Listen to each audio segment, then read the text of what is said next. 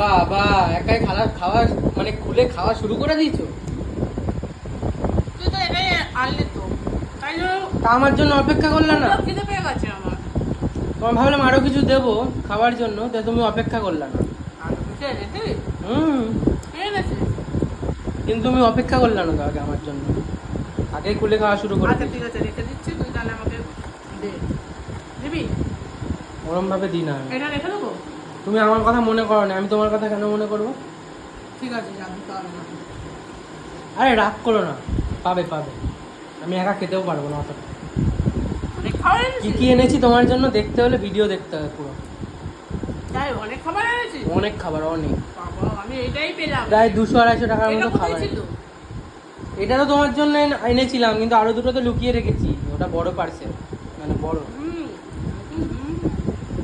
এটা কি গো বলো তো?